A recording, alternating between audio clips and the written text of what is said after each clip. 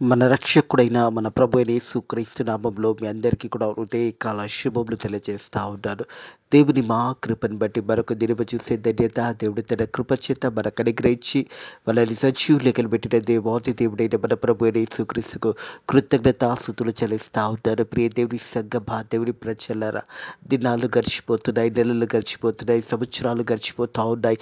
మన ఆత్మీయ జీవితం ఎలా ఉన్నదో ఒకసారి మనల్ని మనం పరిశోధించుకొని మనం దేవుని చిత్తంలో జీవిస్తున్నామా లేదా లోకానుసారంగా జీవిస్తున్నామా ఒక్కసారి మనల్ని మనం పరిశోధించుకోవాలని ప్రభు పేరిట తెలియజేస్తా ఉన్నాను. మనకి ఈ యొక్క సంవత్సరము చూసినట్టయితే మరి నెల రోజులు గడిచిపోయి మరి రెండో నెలలో మొదటి దినంలో మనం ప్రవేశింపచేసిన దేవాది దేవునికి కృతజ్ఞతాస్తుతులు చెల్లిస్తూ మరి ఈ యొక్క సంవత్సరంలో ఈ 2025 సంవత్సరము మరి దేవుడు తన కృప చేత మనకు అనుగ్రహించి మరి ఒక నెల రోజులు దేవుడు మనల్ని కాపాడి మనల్ని పోషించి మరి ఫిబ్రవరి మాసంలో మొదటి దినంలో దేవుడు మనల్ని ప్రవేశింపచేసిన విధానాన్ని జ్ఞాపకం చేసుకుంటూ దేవునికి కృతజ్ఞతాస్తుతులు చెల్లిస్తూ దేవుని మహిమపరిచి మరి దేవుడు చేసిన మేలను జ్ఞాపకం చేసుకుంటూ దేవునికి కృతజ్ఞతాస్తుతులు చెల్లించట ఎంతో మంచిది. మనం చూస్తూ ఉన్నాము మరి రోజులు గడిచిపోతూ ఉన్నాయి, మరి నెలలు గడిచిపోతూ ఉన్నాయి, సంవత్సరాలు గడిచిపోతూ ఉన్నాయి. దేవుడు మనల్ని కాపాడి మనల్ని దీవించి మనల్ని సజీవులకెళ్ళి పెడుతున్న విధానాన్ని జ్ఞాపకం చేసుకుంటూ దేవునికి కృతజ్ఞతాస్తుతులు చెల్లిస్తూ దేవుని చిత్తానుసారంగా జీవించడానికి దేవుడు మనకు సమయం ఇస్తూ ఉంటాడు. మరి 2025 సంవత్సరం కొరకు ఎదురు చూసిన మనం అందరం కూడా మరి నెల రోజులు మరి ముగించుకొని మరి రెండో నెలలో మొదటి దినంలో దేవుడు మనల్ని ప్రవేశింపచేసిన విధానాన్ని జ్ఞాపకం చేసుకుంటూ దేవునికి కృతజ్ఞతాస్తుతులు చెల్లిస్తూ మరి నెల రోజులు నీ జీవితం ఎలా ఉన్నదో ఒక్కసారి నిన్ను పరిశోధించుకోవాలి. ఎందుకంటే విలువైన జీవితము నీ జీవితం అనే సత్యాన్ని జ్ఞాపకం చేసుకోవాలి. దేవుని కృప లేనిది ఒక క్షణమైనా మనము జీవించలేము. దేవుని కృప ఉన్నది కాబట్టి ఇంతవరకు దేవుడు మనల్ని సజీవులకి పెట్టి కాపాడి దీవించి ఆశీర్వదించిన విధానం జ్ఞాపకం చేసుకుంటూ మరి 2025 సంవత్సరం ఒక్క నెల రోజులు ముగించుకొని రెండో నెలలో మొదటి దినంలో దేవుడు మనల్ని అడుగుపెట్టడానికి దేవుడు తన కృప చూపించిన విధానాన్ని జ్ఞాపకం చేసుకుంటూ దేవునికి కృతజ్ఞతాస్తుతులు చెల్లించడం ఎంతో మంచిది. ప్రియ దేవుని సంగమా, దేవుని ప్రజలారా, ఈ 2025 సంవత్సరము జనవరి మాసము ముగించుకొని మరలా మన జీవితంలో 2025 సంవత్సరము జనవరి మాసము రాదు అనే సత్యం మన అందరికీ తెలిసినా కానీ దేవుడు చేసిన మేళ్ళని జ్ఞాపకం చేసుకోకుండా దేవునికి కృతజ్ఞతాస్తుతులు చెల్లించకుండా కేవలము నోటి మట్టుకే దేవునికి కృతజ్ఞతాస్తుతులు చెల్లిస్తూ హృదయపూర్వకంగా కృతజ్ఞతాస్తుతులు చెల్లించకుండా మన ఇష్టానుసారంగా మనం జీవిస్తున్నామేమో. ఈ సంవత్సరము ఒకవేళ ఈ నెలనే మనకు ఆఖరి నెల కూడా కావచ్చు. ఎప్పుడు ఉంటామో తెలియదు, ఎప్పుడు ఈ లోకం నుంచి వెళ్ళిపోతామో తెలియదు. కానీ ఒకటి మాత్రము సత్యము, రక్షణ అనుభవం కలిగి జీవించినప్పుడు ఒకవేళ మనం చనిపోయినా కానీ తిరిగి మనము పరలోకమందు మనకు మరొక జీవితం ఉన్నది అనే సత్యాన్ని జ్ఞాపకం చేసుకోవాలని ప్రభు పేరిట తెలియజేస్తా ఉన్నాను. ఒకనొక దినము మనం అందరం కూడా ఈ లోకాన్ని వదిలివేయాల్సిందే. కానీ ఆ లోపల నీ జీవితం అనేది నువ్వు కట్టుకున్నట్టయితే, నువ్వు రక్షణ పొందుకొని ప్రభు అయిన యేసుక్రీస్తుని సొంత రక్షకుడుగా అంగీకరించుకొని దేవుని కొరకు నువ్వు జీవించినట్టయితే నీ జీవితం చాలా గొప్ప జీవితంగా ఉంటుంది అనే సత్యాన్ని జ్ఞాపకం చేసుకోవాలని ప్రభు పేరిట తెలియజేస్తా ఉన్నాను. హృదయ కలబు దేవుని యొక్క వాక్యం ధ్యానించుకుందాము. లూకాసు వార్త 13వ అధ్యాయం 5వ వచనం నుంచి 9వ వచనం వరకు వాక్య భాగాన్ని హృదయకరం ధ్యానించబోతా ఉన్నాము. లూకాసు వార్త 13వ అధ్యాయము చూసినట్టయితే 6వ వచనం నుంచి మరి 9వ వచనం వరకు. లూకాసు వార్త 13వ అధ్యాయం 6వ వచనం నుంచి 9వ వచనం వరకు వాక్య భాగాన్ని హృదయకరం ధ్యానించబోతా ఉన్నాము. ఈ వాక్య భాగంలో మనం అందరము ఉన్నాము అనే సత్యాన్ని జ్ఞాపకం చేసుకోవాలి. ఈ వాక్యం ఇంటుండగా ఈ వాక్యంలో నీతోనే దేవుడు మాట్లాడుతున్నాడు అనే సత్యాన్ని జ్ఞాపకం చేసుకో నీ ప్రభు పేరిట తెలియజేస్తా ఉన్నాను. యేసు ప్రభు ఒక ఉపమానం ఇక్కడ చెప్తా ఉన్నాడు. మరి ఆయన వారితో ఒక ఉపమానం చెప్పని, ఒక మనుషునికి ద్రాక్ష తోటలో అంజూరపు చెట్టు ఒకటి నాటబడి ఉండెను. అతడు దాని పండ్ల వెతుకు వచ్చినప్పుడు ఏమీ దొరకలేదు. ప్రియ దేవుని సంగమా, దేవుని ప్రజలరా, ఈ 2025 సంవత్సరంలో దేవుడు మనందరికీ కూడా మరొక అవకాశాన్ని ఇచ్చాడు. ఈ సంవత్సరంలో చేయడానికి దేవుడు తన కృప చూపించి మరి నెల రోజులు ముగించుకోవడానికి కూడా దేవుడు తన కృప చూపించి ఉన్నాడు. మనల్ని మరి నెల రోజులలో దేవుడు చూసినప్పుడు, మనలో ఎలాంటి ఫలము లేనప్పుడు దేవుడు మనల్ని కూడా చూసినప్పుడు ఎంతో బాధపడతాడు. నా కుమారుని, నా కుమార్తెను మరి 2025 సంవత్సరంలో నేను ప్రవేశింపచేశానే, మరి 2024 సంవత్సరం అంతా కూడా వారి ఇష్టానుసారంగా జీవించారు, లోకానుసారంగా జీవించారు. మరి 2025 సంవత్సరంలో మరి వారిని చూసి ఈ నెల రోజులు నేను చూసినప్పుడు వారిలో ఎలాంటి ఫలము లేనప్పుడు దేవుడు కూడా ఎంతగానో బాధపడతాడు అనే సత్యాన్ని జ్ఞాపకం చేసుకోవాలి. మరియు ఆయన వారితో ఉపమానం చెప్పిన ఒక మనుష్యునికి ద్రాక్ష తోటలో అంజూరపు చెట్టు కొట్టు నాటబడి ఉండేది. అతడు దాని పండ్ల వెతుకు వచ్చినప్పుడు ఏమీ దొరకలేదు. మరి పండ్ల కాలము, కోత కాలము అని ఉంటుంది. ఆ కోత కాల సమయంలో దేవుడు మన వైపు చూసినప్పుడు మనలో కూడా ఎలాంటి ఫలము లేనప్పుడు కేవలము జీవిస్తున్నాము, మరి తింటున్నాము, మరి తాగుతున్నాము, పండుకుంటున్నాము, మళ్ళీ ఉదయకాలం లేస్తున్నాము, మళ్ళీ ఉదయం నుంచి మధ్యాహ్నము, సాయంత్రము, రాత్రి అలా దినాలు గడిచిపోతున్న కొలదే నీవు ఫలించలేక మరి నువ్వు నీ జీవితాన్ని, విలువైన నీ జీవితాన్ని దేవుని కొరకు ఫలించే బిడ్డగా నువ్వు ఉండనప్పుడు, మరి నీ యొక్క జీవితంలో ఎలాంటి ఫలాలు కనిపించినప్పుడు, మరి 2025 సంవత్సరంలో ఈ నెల రోజులు గడిచిపోయి మరి దేవుడు చేసిన మేళ్ళని జ్ఞాపకం చేసుకుంటూ దేవునికి కృతజ్ఞతాస్తుతులు చెల్లిస్తూ దేవునిని మహిమపరిచే విధంగా నీవు నేను జీవించామా లేదా ఒకసారి మనల్ని మనం పరిశోధించుకుందాము. ఆ ఒక తోటమాలి, ఆ ఒక ద్రాక్ష చెట్టు మరి ఫలాలు వెతుక వచ్చినప్పుడు ఏమీ కూడా దొరకలేదు అని వాక్యం తెలియజేస్తూ ఉన్నది. మరి యొక్క నెలంతా మన జీవితాలు చూస్తే మనలో ఎలాంటి ఫలాలు లేకుండా, ఎలాంటి అభివృద్ధి లేకుండా కేవలము మన ఇష్టానుసారంగా జీవించి దేవుడికి దూరంగా జీవించావేమో. హృదయ కలము వాక్యము ద్వారా దేవుడు నీతో నాతో మాట్లాడుతూ ఉన్నాడనే సత్యాన్ని జ్ఞాపకం చేసుకోవాలని ప్రభు పేరిట తెలియజేస్తూ ఉన్నాడు. ప్రియ దేవుని సంగమా, దేవుని ప్రజలరా, గనుక అతడు ఇదిగో 3 ఏళ్ల నుంచి నేను ఈ అంజూరపు చెట్టుని పండ్ల వెతుకవచ్చుచున్నాను, కానీ ఏమీ దొరకలేదు. దానిని నరికివేయమని దానివల్ల ఈ భూమి కూడా ఎలా వ్యర్థమవుపోలని ద్రాక్ష తోట మాలితో చెప్పాను. 3 సంవత్సరముల నుంచి మరి ఆ ద్రాక్ష చెట్టు ఫలాల గురించి వెతుకుతూ ఉన్నాడు. అంటే మన ఆత్మీయ జీవితంలో కూడా ఎన్నో సంవత్సరములు దేవుడు దీవించి ఆశీర్వదించి సంవత్సరములు గడిచిపోతూ ఉంటాయి. మన జీవితంలో నూతన పరచకుండా మన జీవితాన్ని మనమే అడ్డంకపరుచుకుంటున్నామేమో. ఈ యొక్క తోటమాలి మరి చూసినట్టయితే మరి తను 3 సంవత్సరముల నుంచి పండ్లను వెతుక వస్తూ ఉన్నాడు. 3 సంవత్సరముల నుంచి ఆ ఒక పండ్లు ఏది కూడా మరి అక్కడ దొరకనప్పుడు ఆ తోటమాలి వచ్చి ఆ తోటని పరిశోధిస్తున్నప్పుడు మరి అన్నీ కూడా ఆ చెట్టుకు మరి అన్ని పొందుకున్నదే, కానీ అది ఫలించలేకపోయిందే. ఒకవేళ మన జీవితం కూడా అలాంటి వ్యర్థమైన జీవితం ఉన్నదేమో. హృదయ కాలము మనం ఫలించలేకపోతున్నామేమో. మనల్ని సంవత్సరము దేవుడు దీవించి ఆశీర్వదిస్తున్న కొలది దేవుడు మనల్ని చూచినప్పుడు మనలో ఎలాంటి ఫలము లేకుండా మనం కూడా ఆ రీతిగా జీవిస్తున్నామేమో. ఎప్పుడైతే ఆ తోటమాలి వచ్చి మరి పరిశోధిస్తూ ఉన్నాడు సంవత్సరము మరి ఆ సంవత్సరం పరిశోధించినప్పుడు 3 సంవత్సరములు అయిపోయింది.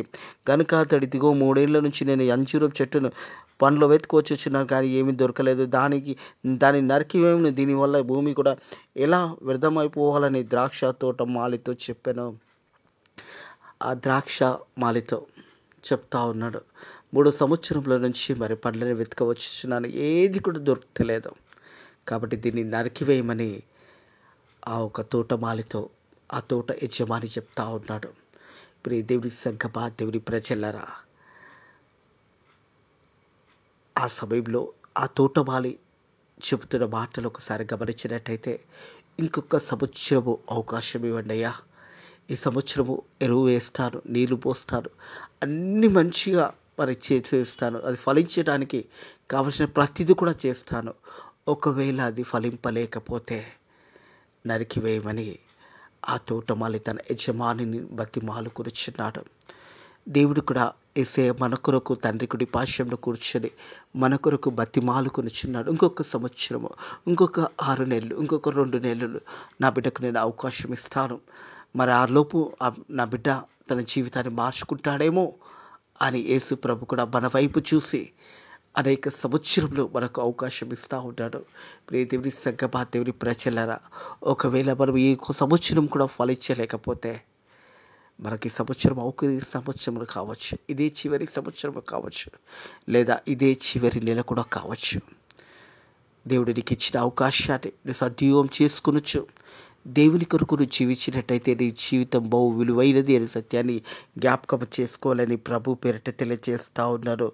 అయితే వాడు, అయ్యా నేను దీని చుట్టూ త్రోవి ఎరువు వేయుటకు ఈ సంవత్సరం కూడా ఉండనిమ్ము, అది ఫలించితే సరి, లేని ఎడల నరికివేయమని అతనితో చెప్పాను. ఈ యొక్క సంవత్సరము అవకాశం ఇవ్వయ్యా, ఈ యొక్క చెట్టుకు మంచి ఎరువు వేస్తాను, నీళ్ళు పోస్తాను, అన్నీ చేస్తాను. ఒకవేళ ఫలిస్తే సరే, ఫలించలేకపోతే నరికివేయమని. దేవుని సంగమా, దేవుని ప్రజలారా, మనం ఫలించాలనేది దేవుని యొక్క ఉద్దేశము. మనం ఫలించి అనేకులను ఫలించాలి, అనేకులను ఫలింపచేసే బిడ్డలుగా ఉండాలనేది దేవుని చిత్తము. మనం చూసినట్టయితే ఒక మాట గమనించండి. కీర్తనలు మొదటి కీర్తన చూసినట్టయితే, కీర్తనలు మొదటి కీర్తన మొదటి వచనము, కీర్తనలు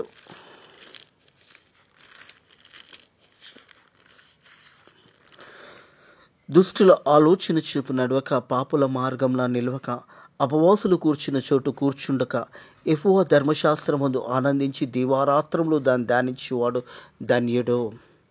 దీవారాత్రంలో దేవుని యొక్క వాక్యము ధ్యానించు. అతని జీవితం ఎలా ఉంటుంది అంటే, మనం చూసినట్టయితే 3వ వచనం, అతడి నీటి కాలువను ఓరున నాటబడి ఆకువాడక తన కాలమందు ఫలమిచ్చు చెట్టు వలె ఉండెను. హల్లెలూయా. ఆకువాడక తన కాలమందు ఫలమిచ్చే బిడ్డగా ఉంటాడు. ఎప్పుడు ఉంటాడంటే దీవారాత్రంలో దేవుని వాక్యము ధ్యానించినప్పుడు. ప్రియ దేవుని సంగమా, దేవుని ప్రజల, యెహోవా ధర్మశాస్త్రమందు ఆనందించేవాడు దీవారాత్రం దాన్ని ధ్యానించేవాడు ధన్యుడు. అతడు నీటి కాలువలో నాటబడి ఆకు వాడక తన కాలమందు ఫలమిచ్చే చెట్టు వలె ఉండెను. ఆకు వాడక అంటే మన జీవితంలో కూడా మనం ఫలించాలి అంటే దీవారాత్రంలో దేవుని వాక్యం ధ్యానించి, వాక్యం ద్వారా మనల్ని మనం కట్టుకొని, వాక్యానుసారంగా మన జీవితాలు సరిదిద్దుకొని, వాక్యానుసారం మనం ఎదిగినప్పుడు ఇతరులను కూడా మనం బలపరచగలుగుతాము, ఇతరులను కూడా వాక్యంలో మనం నడిపించగలుగుతాం అనే సత్యాన్ని జ్ఞాపకం చేసుకోవాలని ప్రభు పేరట తెలియజేస్తా ఉన్నాను. అలాగే చూసినట్టయితే ఇర్మియా గ్రంథము 17వ అధ్యాయము, ఇర్మియా గ్రంథము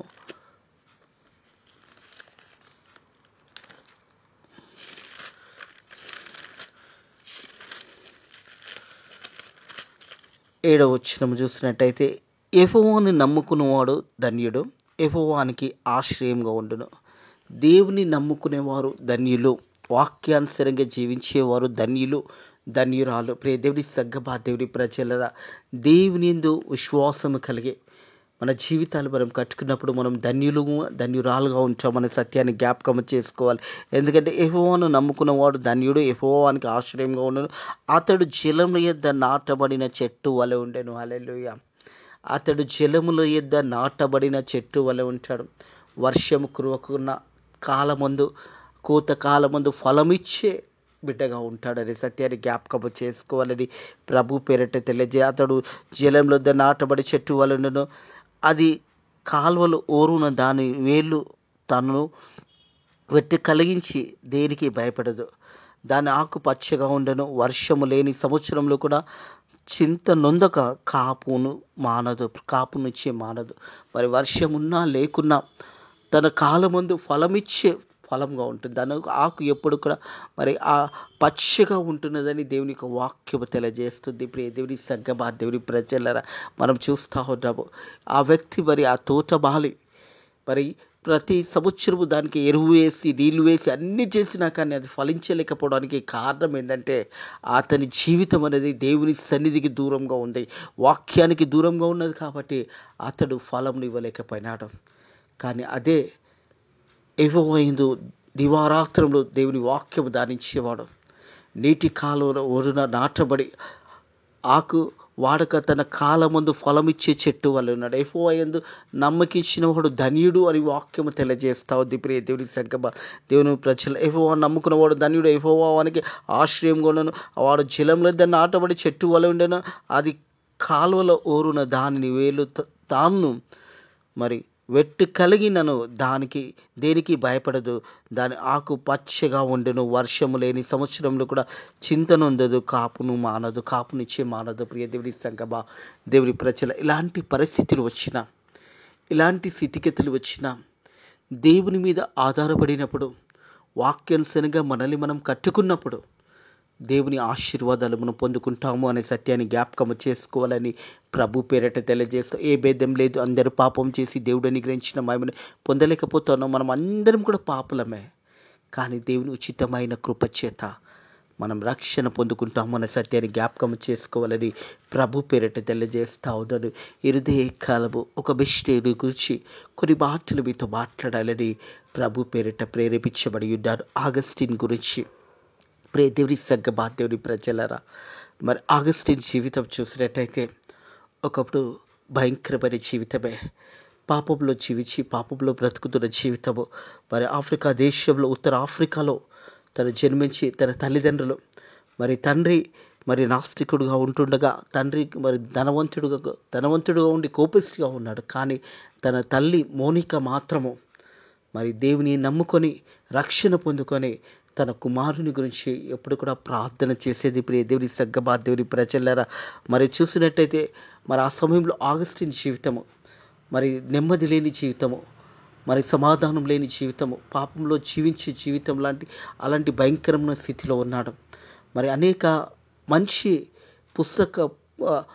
జ్ఞానము కలిగి పుస్తకాలు చదువుతూ మరి భయంకరమైన పుస్తకాలు చదివి తన జీవితాన్ని మరి భయంకరమైన స్థితిలోకి వెళ్ళిపోయిన తర్వాత, ప్రియ దేవుని సంగమా, దేవుని ప్రజలరా, ఆయన తల్లి మాత్రము ఎప్పుడు కూడా తన కుమారుడు రక్షణ పొందుకోవాలని ప్రార్థన చేసేది. ప్రియ దేవుని సంగమా, దేవుని ప్రజలరా, ఆయన తల్లి మోనిక తన కుమారుని జీవితం మారాలని కన్నీటితో ప్రార్థన చేసింది. ఆగస్టిన్ ఒక తల్లి కన్నీటితో ప్రార్థన చేసింది. కానీ ఆ ప్రార్థన మరి ఆగస్టిన్ చూసి తన తల్లి మీద ఎంతగానో కోపపడేవాడు. మరి ఆ ప్రార్థన చూసినప్పుడు ఆ ప్రార్థనను అపహసించి మరి తన తల్లిని అవమానపరిచేవాడు. మరి తన జీవితంలో తన ఇంటిలో ఉన్న పని మనిషితో మరి చెడు ఆ ఒక పాపముతో కలిగిన జీవితము. అనేక సంవత్సరములు మరి ఆ పని మనిషితో అక్రమ సంబంధము పెట్టుకొని తన జీవితంలో మరి ఏ నెమ్మది లేకుండా సమాధానం లేని స్థితిలో ఆగస్టిన్ జీవించేవాడు. ప్రియ దేవుని సంగమా, దేవుని ప్రజలరా, మనం చూసినట్టయితే ఆ సమయంలో మరి భయంకరమైన స్థితిలో తను జీవిస్తున్నప్పుడు మరి ఒకరోజు మరి ఒక భిక్షగాన్ని చూసి వాడు సంతోషంతో నవ్వుకుంటుండడం చూసినప్పుడు ఆశ్చర్యపోయినాడు. మరి ఈ వ్యక్తి ఏమీ లేకున్నా కానీ సంతోషంతో ఉన్నాడని, ఒకరోజు ఒక భిక్షగాడు సంతోషంతో నవ్వుకుండడం చూసి నాకంటే అతడు మెరుగుగా ఉన్నాడని ఆశ్చర్యపోయాడు. ఒక బిచ్చం ఎత్తుకునేవాడు సంతోషముతోని మరి ఉండడం చూసి ఆగస్టిన్ చాలా ఆశ్చర్యపోయినాడు.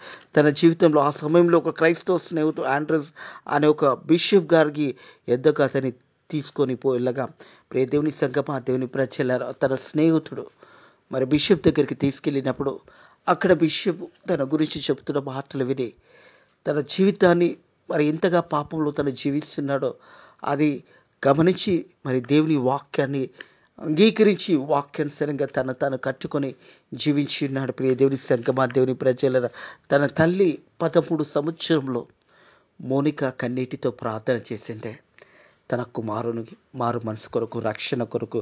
ప్రియ దేవుని సంగమా, దేవుని ప్రజలరా, ఆ తర్వాత చూసినట్టయితే అలాగా ఒకరోజు ప్రార్థించుగా పరిశుద్ధ గ్రంథము తీసుకొని చదివి అన్న ఒక చిన్న బిడ్డ వంటి స్వరము వినను.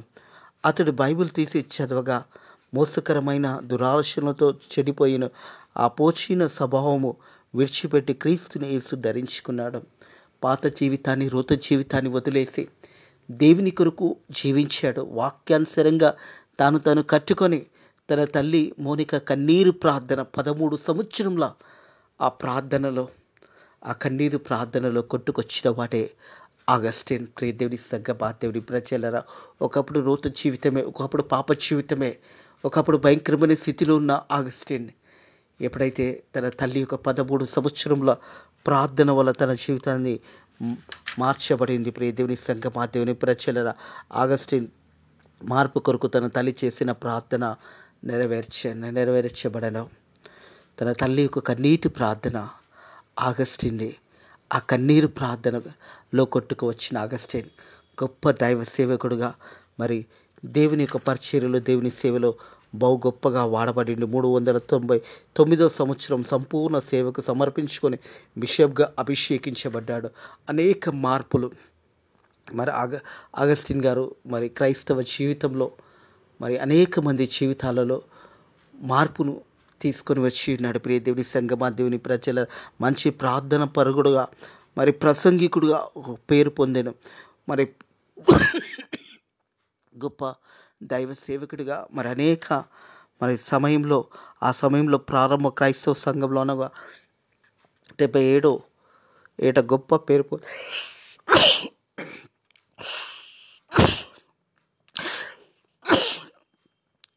అగస్టిన్ గారు